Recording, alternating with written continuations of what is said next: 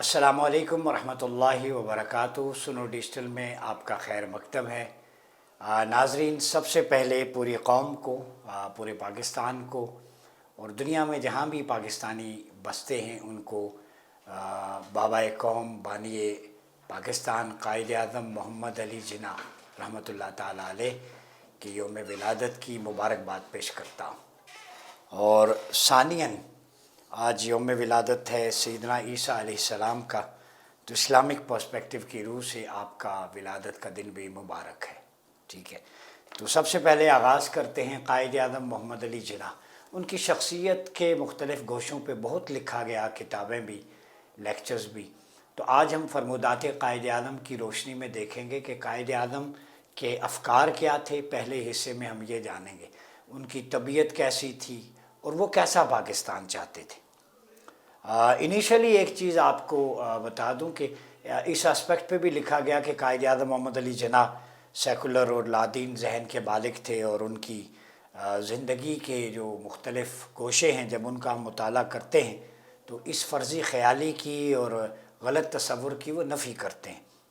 ठीक है, और बहुत अवाइल दौर अगर देखें, नौजवान उम्री में जब इंसान का जहन नापुख्ता होता है तो उसमें घरेलू तरबियत का अंसर बड़ा अमल दखल उसका होता है। तो कायद आज़म मोहम्मद अली जिन्ना जब इंग्लिस्तान पहुँचे और क़ानून की तालीम के लिए तालीमी इदारे को जब सिलेक्ट करना था, उसका इंतखाब करना था, वहाँ से आपकी इंटेंशंस हमें मालूम होती हैं। बेसिकली ये अवाइल जवानी के पीरियड की बात है।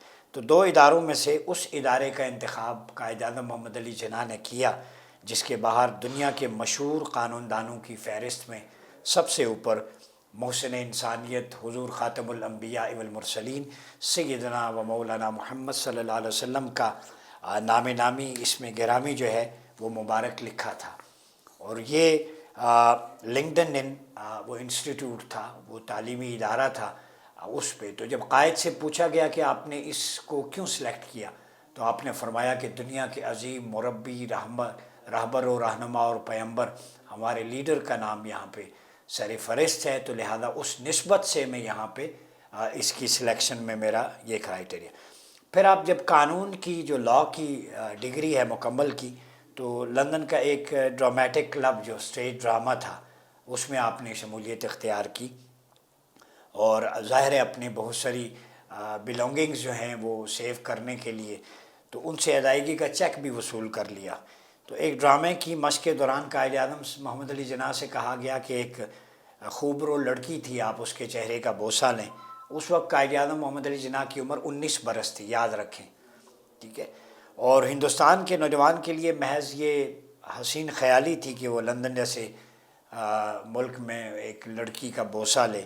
लेकिन कायद आज़म मोहम्मद अली जिन्ना का विजन देखें कि आपने मैं ये कहकर ड्रामे का ये मंज़र जो है उसको शूट आउट करने से इनकार कर दिया कि मेरे मज़हब में, मेरे दीन में इसकी इजाज़त नहीं है। तो आप वहाँ भी इस्लाम की जो कोड ऑफ लाइफ है, प्रैक्टिसेस है, हुदूद हैं, जो लिमिट्स हैं, जो अल्लाह की कमांडमेंट्स और आप सल्लल्लाहु अलैहि वसल्लम का बताया हुआ तरीका उसको फॉलो कर रहे हैं। तो जो मोहम्मद अली जिन्ना अपने सफ़र के आगाज़ में आप सल्लल्लाहु अलैहि वसल्लम के नाम की वजह से इदारे का इंतखाब करे, जो मोहम्मद अली जिन्ना 19 साल की उम्र में एक नामहरम और गैर मुस्लिम लड़की का बोसा लेने से इसलिए इनकार करे कि मेरे दीन में इसकी इजाज़त नहीं है, वहाँ मोहम्मद अली जिन्ना की दीन से और इस्लाम से एफिलिएशन, इसके बारे में इससे बढ़ के कुछ नहीं कहा जा सकता। फिर आपके जो वालिद थे उनको ख़त लिखा कि मैं कानून की तालीम में आगे बढ़ने की बजाय ड्रामा में अपनी एक्सपर्टीज़ आर्ट की तरफ जाना चाहता हूँ और क्लब में शमूलियत करना चाहता हूँ। तो वालिद ने जवाबी ख़त में सख्ती से मना किया और हुक्म दिया फ़ौरन क्लब से मुस्ताफ़ी होकर कानून की मज़ीद तालीम जारी रखो। ये पेरेंटिंग होती है जो कामयाबियों के पीछे बच्चों के वालिदैन का कितना हाथ होता है, इंस्पिरेशन, गाइडलाइन। तो कायद आज़म ने वो चेक बनवाया ना था, लेकिन वो अभी जो है बग़ैर किसी पसो पेश के ये कहकर क्लब वालों को वापस लौटा दिया कि मेरे वालिद का हुक्म है और मेरे दीन में वालिद की नाफरमानी की गुंजाइश नहीं है। ठीक है, वबिल वालिदैन एहसाना, यहाँ पर कायद आज़म इस आयत की अपने अमल से अमली तफसीर पेश कर रहे हैं। तो ये है आपका इस्लाम और कुरान से कनेक्शन का तीसरा अमली मुदायरा। चौथे मुदायरे में अगर हम देखें तो जब بمبئی واپس لوٹے، وکالت کا آغاز کیا، تو بمبئی میں اس وقت بڑا عادات خیال معاشرہ تھا، ٹھیک ہے، تو وہ ایک عادات خیال لڑکی آپ پر فریفتہ ہو گئی، ٹھیک ہے، جب اس نے شادی کی خواہش کا اظہار کیا تو قائد اعظم محمد علی جناح نے کہا کہ اس کی اسلام اجازت نہیں دیتا، وہ مذہب تبدیل کرنے پر آمادہ ہوئی تو 18 سال کی قانونی مدت پوری ہونے تک اسے 1 سال انتظار کرنا پڑا۔ 1 برس بعد وہ عدالت سے مسلمان ہونے کی ڈگری لائی، تب قائد اعظم نے اس سے نکاح کیا۔ تو ایک مجوسی تھی، جب تک وہ اسلام نہیں لائی، وہ اپنی شرط رکھی، اس وقت تک آپ نے اس سے شادی نہیں کی، ٹھیک ہے۔ پھر علامہ اقبال نے آپ کو خط لکھا اور پھر واپس بلایا کہ مسلمانوں کے لیے پرآشوب دور ہے غلامی کا اور آپ اس میں فرنٹ سے لیڈ کریں۔ تو سوال اب یہ ہے کہ قائد اعظم اگر سیکولر ہوتے، وہ مثالیں جو میں نے دی ہیں اس سے ہٹ کے، تو علامہ اقبال جیسے درد دل رکھنے والے مفکر اور ایک عظیم لیڈر کی نظر انتخاب ان پر کیوں پڑی؟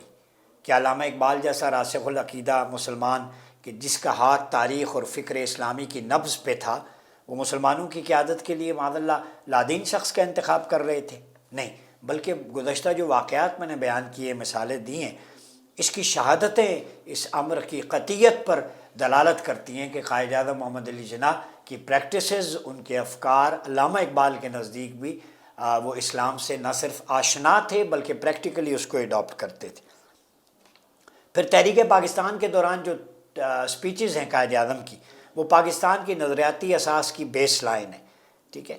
مثلاً آپ نے راولپنڈی میں جو ہے وہ ایک خطاب میں قائد اعظم کا اسلامی کردار، یہ کرم حیدری کی کتاب ہے مکتوبات حرمت راولپنڈی، قائد اعظم نے ایک سپیچ میں یہ کہا کہ کوئی شبہ نہیں کہ لوگ ہمارا مدعا پوری طرح نہیں سمجھتے۔ جب ہم اسلام کا ذکر کرتے ہیں تو اسلام صرف عقیدوں، روایتوں، روحانی تصورات کا مجموعہ نہیں ہے۔ اسلام ہر مسلمان کے لیے ایک ضابطہ ہے جو اس کی زندگی اور کردار کو سیاست اور معیشت تک کے معاملات میں انضباط عطا کرتا ہے۔ تو قائد کے نزدیک اسلام صرف عقیدت، روایت یا روحانیت نہیں ہے، بلکہ کمپلیٹ کوڈ آف لائف ہے، ضابطۂ حیات ہے، جو سیاست اور معیشت اور زندگی میں اس کے ہر رول کو ڈیفائن کرتا ہے۔ تو قائد اعظم اسلام کے اجتماعی تصور کو لے کے چلتے تھے، یہی وجہ ہے کہ تحریک پاکستان میں آپ کو کامیابی ملی۔ پھر آپ لکھتے ہیں کہ قرآن مجید کی تعلیمات میں زندگی کے ہر باب میں ہدایات موجود ہیں، زندگی کا روحانی پہلو ہو یا سیاسی، معاشرتی ہو یا معاشی، غرض ایسا شعبہ نہیں جو قرآن کے احاطے سے باہر ہو۔ یہ بھی قائد اعظم رحمۃ اللہ علیہ کا کردار، جو قرآنک ایکسپلینیشن آپ وین دیکھتے ہیں کہ لا رطب ولا یابس الا فی کتاب مبین، اس کی روشنی میں قائد کہتے ہیں کہ ہر چیز قرآن کے اندر موجود ہے۔ تو ہمارا مرجع، ہمارا منبع، ہمارا سرچشمہ ہدایت کا وہ قرآن و سنت ہے۔ پھر اسلامک گورننس کے بارے میں جو قائد کے نظریات ہیں کہ اطاعت و وفا کا مرجع خدا کی ذات ہے، اوبیڈینس انکنڈیشنل اللہ اور اس کے رسول کی ہے، قرآن مجید کے احکام اور سنت رسول صلی اللہ علیہ وسلم سیاست و معاشرت میں ہماری آزادی اور پابندی کی حدود متعین کرتے ہیں، ہماری فریڈم اور ریسٹرکشن کی لمیٹیشن اکارڈنگ ٹو قائد اعظم محمد علی جناح وہ 2 چیزیں ہیں، وہ قرآن و سنت ہے۔ اب لا میکرز، احباب حل و عقد سوچ لیں کہ قائد کا کیا فرمان تھا۔ تو اسلامی حکومت دوسرے الفاظ میں قرآنی اصول و احکام کی حکمرانی ہے۔ تو قائد اعظم کے نزدیک اسلامک گورننس ہونی چاہیے جو قرآن و سنت کے مطابق ہو۔ پھر آپ نے جو فرمایا وہ کون سا رشتہ ہے جس میں مسلمان منسلک ہو کر جسد واحد کی طرح ہو جاتے ہیں؟ وہ رشتہ خدا کی کتاب ہے، ایک خدا، ایک رسول، ایک امت۔ 3 چیزیں، ایک اللہ ڈیوائن اتھارٹی، ایک لیڈر محمد رسول اللہ صلی اللہ علیہ وسلم، اور ایک امت یونٹی۔ تو تینوں میں یونٹی آف کمانڈ پائی جاتی ہے۔ تو یہ قائد اعظم رحمۃ اللہ علیہ۔ پھر اسلامک کلچر کے حوالے سے سویلائزیشن کو آپ کہتے ہیں کہ کوئی نہیں مٹا سکتا۔ اسلامی تہذیب جو ورثے میں ملی، ہمارا نور ایمان ہے، یہ ہمارے ایمان کا نور ہے، ٹھیک ہے، لائٹ آف اور فیتھ، اس کو سویلائزیشن کو قائد اعظم محمد علی جناح ڈیفائن کر رہے ہیں۔ یہ ہمیشہ زندہ رہے گا، لانگ لاسٹنگ ہے۔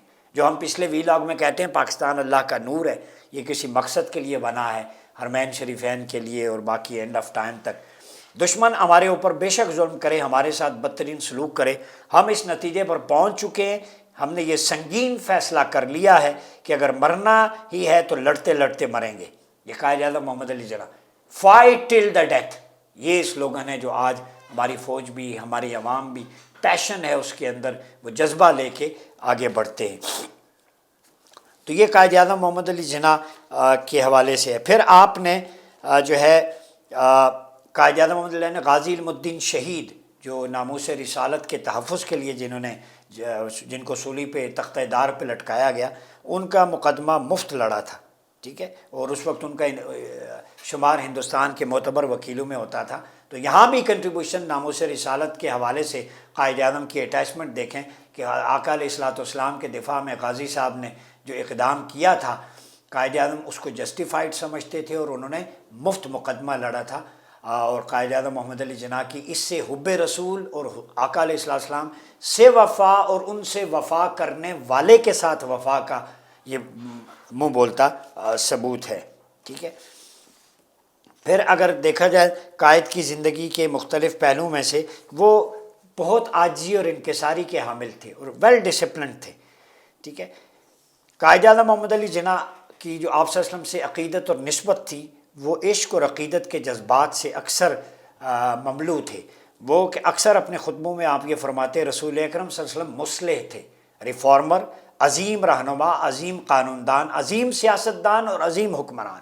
تو قائد اعظم نے آپ صلی اللہ علیہ وسلم کی شخصیت کے جو پہلو اپنے لیے منتخب کیے ہیں اس قوم کے لیے، اس میں مصلح، لیڈر، لائر، پولیٹیشین اینڈ جو ہے رولر، یہ سارے۔ تو انتظامی معاملات، پولیٹکس، اکانومی، ہر چیز میں قائد اعظم کا رول ماڈل آپ صلی اللہ علیہ وسلم کی ذات ہے۔ پھر 25 جنوری 1948 کو بار ایسوسیشن کراچی کی ایک سپیچ ہے، آپ فرماتے ہیں، آج ہم یہاں دنیا کی عظیم ترین ہستی کو نذرانۂ عقیدت پیش کرنے کے لیے جمع ہوئے ہیں۔ یہ 12 ربیع الاول عید میلاد النبی کے اس پروگرام سے جشن عید میلاد النبی بار کونسل میں آپ نے خطاب کیا۔ فرمایا، آپ صلی اللہ علیہ وسلم کی عزت و تکریم کروڑوں انسان ہی نہیں کرتے، بلکہ دنیا کی تمام عظیم شخصیات بھی آپ کے سامنے سر جھکاتی ہیں۔ میں ایک عاجز ترین، انتہائی خاکسار بندہ ناچیز اتنی عظیم، عظیموں کی عظیم ہستی کو بھلا اور کیسے نذرانہ پیش کر سکتا ہوں۔ آپ صلی اللہ علیہ وسلم عظیم رہنما تھے۔ قائد اعظم کے نزدیک نجات کا واحد ذریعہ رول آف لیڈرشپ آپ صلی اللہ علیہ وسلم کے ذات اور قائم کردہ ضابطۂ حیات پر عمل درآمد ہے۔ پھر شاہی دربار سبی میں 14 جنوری 1948 میں آپ نے خطاب کیا کہ ہمارا ایمان ہے کہ نجات کا واحد ذریعہ اس سنہری اصول والے ضابطۂ حیات میں ہے جو ہمارے عظیم واضح قانون لا میکر نبی پاک صلی اللہ علیہ وسلم نے ہمارے لیے قائم کر رکھا ہے، ٹھیک ہے۔ ہمیں اپنے نظام کی بنیادیں سچے اسلامی اصولوں اور تصورات پر رکھنی چاہیے۔ نظام ہمارا سچا اسلامی اصول اور تصورات پر ہوگا، یہ ڈیفائن کر گئے قائد اعظم محمد علی جناح۔ اسلام کا سبب یہ ہے کہ مملکت کے امور و مسائل کے بارے میں فیصلے باہمی بحث و تمہیس اور مشوروں سے کیا کرو۔ قرآن کی فکر بھی مشاورت ہے، حضور کی بھی خلافت راشدہ بھی مشاورت ہے۔ تو قائد اعظم دراصل پاکستان کے لیے ایسا گورننس ماڈل چاہتے تھے جو قرآن و سنت سے منطبق ہو، خلافت راشدہ ہو اور مشورے والا ہو۔ وہی خلافت ماڈل ہے جس کی آج تکمیل پاکستان بات کر رہی ہے۔ پھر جمعۃ الوداع پہ آپ نے پاکستان براڈ کاسٹنگ سروس کی افتتاحی تقریب ہوئی 15 اگست 1947 کو، اس میں خطاب کیا کہ آج جمعۃ الوداع ہے، ہم سب کے لیے وسیع و عریض اور ہر عظیم دنیا کے ہر گوشے میں جہاں مسلمان بستے ہیں، رمضان کا آخری جمعہ مسرت و انبساط کا دن ہے۔ تمام مساجد میں ہزاروں کے اجتماعات رب جلیل کے حضور بڑی عز و انکساری کے اپنے سجدہ ریز ہو جائیں اور اس کی نوازش پہم اور فیاضی کا شکریہ ادا کریں اور پاکستان کو عظیم ملک اور خود کو اس کے شایان شان شہری بنانے کے کام میں اس قادر مطلق کی ہدایت اور عنایت طلب کریں۔ تو اللہ کی ہدایت اور اعانت یعنی مدد و نصرت طلب کریں جمعۃ الوداع کے دن۔ یہ آئیڈیالوجیکل فرنٹ ہے جو قائد اعظم نے دیا ہے۔ پھر آپ کہتے ہیں، پھر عید الفطر میں جو ہے آپ نے کہا کہ پاکستان میں پہلی عید اگرچہ خون میں نہائی ہوئی لاکھوں عزیز و اقربا کی شہادتیں ہوئیں۔ قائد اعظم اس موقع پر ایک ولولہ تازہ دیتے ہیں قوم کو، اور آپ 18 اگست 1947 کا پیغام غور سے پڑھیں تو آپ نے فرمایا، آزاد و خود مختار پاکستان کے قیام کے بعد ہماری پہلی عید ہے۔ تمام عالم اسلام میں یوم مسرت ہماری قومی مملکت کے فوراً بعد نہایت مناسب طور پر آیا ہے، لہذا ہم سب کے لیے خصوصی اہمیت اور مسرت کا حامل ہے۔ میں اس موقع پر مسلمانوں کو خواہ وہ کسی خطۂ ارض پر ہوں عید مسرت کا ہدیہ تبریک پیش کرتا ہوں۔ مجھے امید ہے یہ عید خوشحالی کا نیا باب لائے گی۔ نمبر 1، اسلامی ثقافت اور تصورات کے احیاء کی جانب ثابت قدمی ہوگی، نمبر 2 پھر دست بدعا ہوں اللہ کے حضور ماضی اور تابناک تاریخ، اور پھر ہمیں اتنی طاقت دے کہ ہم پاکستان کو حقیقی معنوں میں جملہ عالم اقوام میں عظیم قوم بنا سکیں۔ یہ قائد کی فکر ساری کی ساری اسلام، قرآن، پروفٹ آف اسلام، خلافہ، اسلامک کلچر اینڈ آئیڈیالوجی۔ پھر عید الاضحیٰ 24 اکتوبر 1947، اللہ تعالیٰ ان لوگوں کا امتحان لیتا ہے، آزمائش میں ڈالتا ہے جن سے وہ محبت فرماتا ہے۔ یہ قائد کہہ رہے ہیں اللہ نے اپنے جلیل القدر پیغمبر ابراہیم علیہ السلام کو حکم دیا کہ اپنے اس شے کی قربانی دیں جو سب سے عزیز ہو، پھر حکم پر لبیک کا لخت جگر اسماعیل علیہ السلام کو پیش کیا۔ تو آج اللہ رب العزت کو پاکستان اور ہندوستان کے مسلمانوں کا امتحان اور ان کی آزمائش مقصود ہے، ٹھیک ہے، نوزائیدہ مملکت ہے، اور اس خوشبو کو ہم نے آگے تک لے کے جانا ہے۔ تو پھر قائد اعظم محمد علی جناح، پاکستان کی ریاست جو ہے وہ ہمارے دانشوروں اور اہل سیاست نے بڑی مہارت سے قائد کی فکر کو پس پش ڈالا اور چھپا کے رکھا تاکہ اقتصادی نظام، معاشی استحصال، بالادست طبقات کی لوٹ کھسوٹ اور مفلسوں کی بدحالی جو ہے وہ جاری رہے، ٹھیک ہے۔ تو قائد اعظم کیسا معاشی نظام چاہتے تھے؟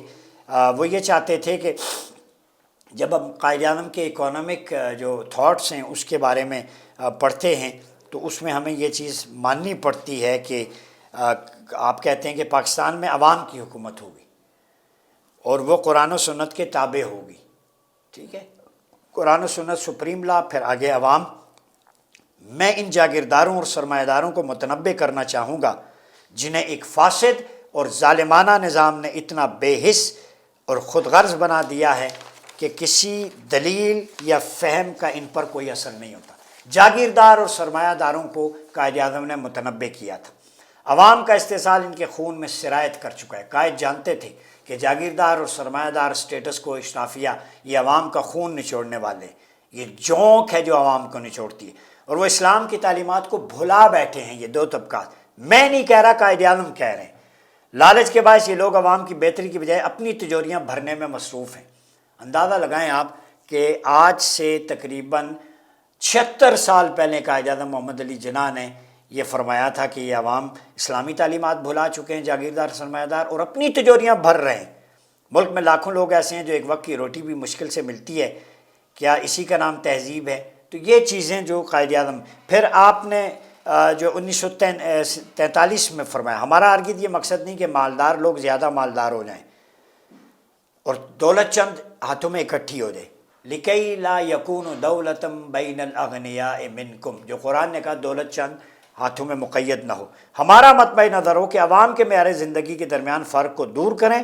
ہمارا نصب العین اسلامی معیشت ہونا چاہیے، ربا فری اکانومی قائد اعظم نے کہا تھا، نہ کہ سرمایہ دارانہ نظام۔ ہمیں ہمیشہ پیشہ ورانہ مفاد کو ترجیح دینی چاہیے۔ تو یہ پھر اسٹیٹ بینک کی اس وقت آپ نے کہا کہ مغربی اقتصادی نظام تقریباً ناقابل حل مسائل پیدا کر رہا ہے، ان میں سے اکثر کو یہ محسوس ہوتا ہے شاید کوئی معجزہ ہی دنیا کو بربادی سے بچا سکے، ٹھیک ہے۔ تو آپ فرماتے ہیں کہ 2 جنگوں کی ذمہ داری بھی عالمی اسی اداروں پہ ہے، تو لہذا ہمارے لیے واحد منزل وہ اسلام ہے جس پر چل کر ہمیں آگے عزت اور تمکنت عطا ہو سکتی ہے، ٹھیک ہے۔ پھر یہ میرے سامنے ہے کہ طرز حکومت کیا ہے، آپ سے پوچھا گیا کہ طرز حکومت کیا ہے 12 جون 1947۔ تو آپ کہتے ہیں کہ میں کون ہوتا ہوں پاکستان کے طرز حکومت کا فیصلہ کرنے والا؟ سبحان اللہ، مسلمانوں کا طرز حکومت 1400 سال پہلے قرآن مجید نے بیان کر دیا اور نبی پاک صلی اللہ علیہ وسلم نے کر کے مدینہ میں دکھا دیا۔ الحمدللہ قرآن مجید ہماری رہنمائی کے لیے موجود ہے اور سنت ہمارے لیے مشعل راہ ہے اور تا قیامت موجود رہے گی۔ مسلم اسٹوڈنٹ فیڈریشن 12 جون 1947، ٹھیک ہے۔ پھر قرآن و سنت زندہ و جاوید، یہ 26 نومبر 1946 کو نظریاتی تشخص کے بارے میں بات ہوئی جو لوگ کہتے ہیں، تو میرا ایمان ہے کہ قرآن و سنت زندہ و جاوید قانون پر ریاست پاکستان دنیا کی بہترین اور مثالی ریاست ہوگی۔ قرآن و سنت سپریم، یہ قائد اعظم کے افکار ہیں۔ مجھے اقبال سے پورا اتفاق ہے کہ دنیا کے تمام مسائل کا حل اسلام سے بہتر نہیں ملتا۔ Islam is the only solution in front of Quaid Azam محمد علی جناح۔ انشاءاللہ پاکستان کے نظام کی بنیاد لا الہ الا اللہ محمد رسول اللہ ہوگی، اور یہ فلاحی اور اسلامی فلاحی ریاست ہوگی، ٹھیک ہے۔ بعض لوگ کہتے ہیں اسلام پاکستان چند دن نہیں رہ سکے گا، تو قائد اعظم کہتے ہیں مجھے پختہ یقین ہے اللہ اسے ہمیشہ قائم و دائم رکھے گا، چونکہ اس کی بنیاد قرآن و سنت ہے۔ تو جب قرآن و سنت ازل سے ابد تک ہے تو پاکستان جس کے نظریے پہ بنا وہ بھی ابد تک ہے، یہ باٹم لائن سمجھے۔